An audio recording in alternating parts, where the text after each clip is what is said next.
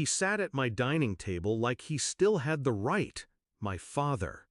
Gray hair, expensive watch, eyes darting between me and the house around us. My stepmother at his side, lips pressed tight. My half-sister scrolling her phone like she already owned the place. Then he said it. "We need the house. Your sister's getting married. It's only fair." Fair. That word was a blade. I leaned back, folded my hands, and smiled. "Not a single inch," I said. And then I watched them unravel. Hashtag. Backstory. I used to worship him, my father. He was the measure I held myself against. Tall, commanding, the kind of man everyone respected.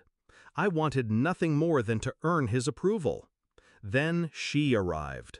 The woman he married after my mother died. Sweet on the surface, rotten underneath. She whispered lies with that syrupy voice, staged little scenes that made me look guilty, reckless, ungrateful. I was 15 when she told him I'd stolen from her purse.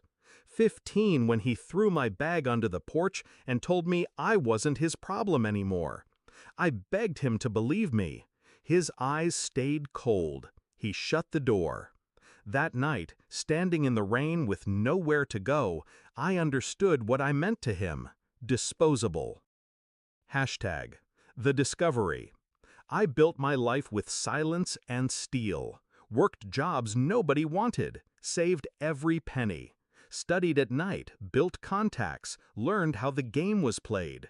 Years later, while they lived in comfort off his salary, I bought my first property. Small, but mine.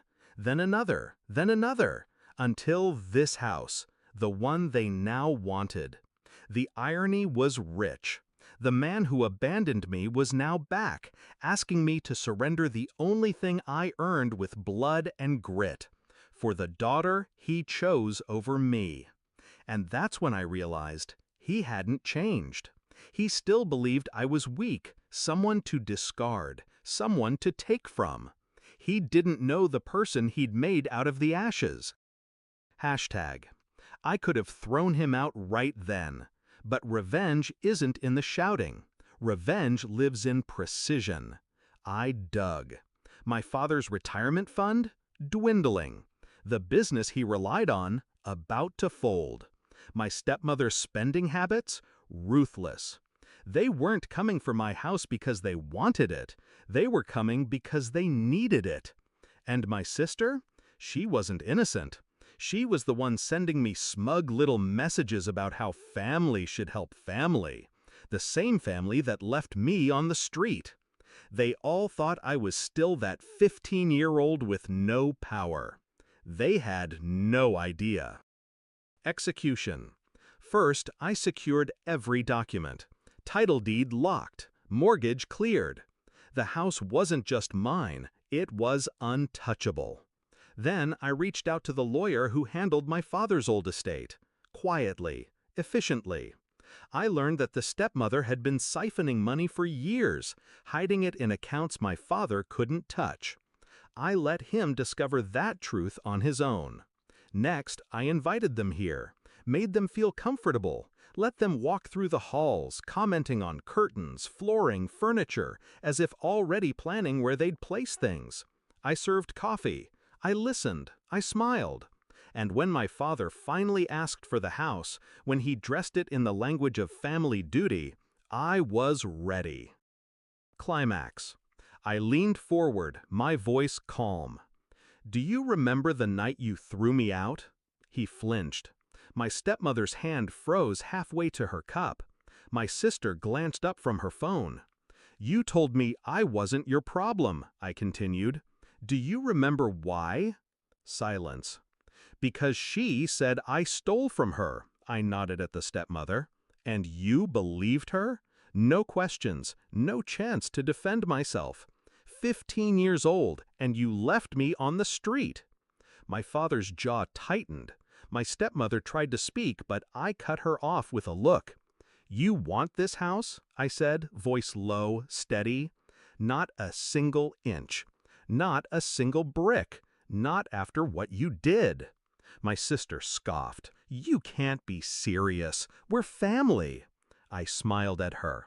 No, your family.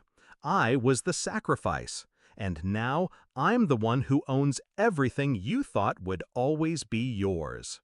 I slid the folder across the table. The deed, proof of ownership, proof their request was dead before it left his mouth. My father's hands shook as he opened it. His face paled when he realized.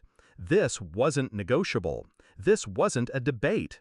The house was fortress. Mine, forever out of their reach.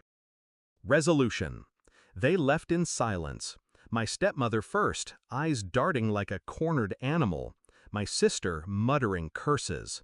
My father last, pausing at the door like he might turn back, say something. He didn't. When the door closed, I sat alone in the quiet and let the moment wash over me. For years, I carried the weight of his rejection, the scar of that night. But tonight, I laid it down. He thought he could come back and take what I built. He thought I was still powerless. He forgot one thing. I survived without him. And now, he can't survive without me.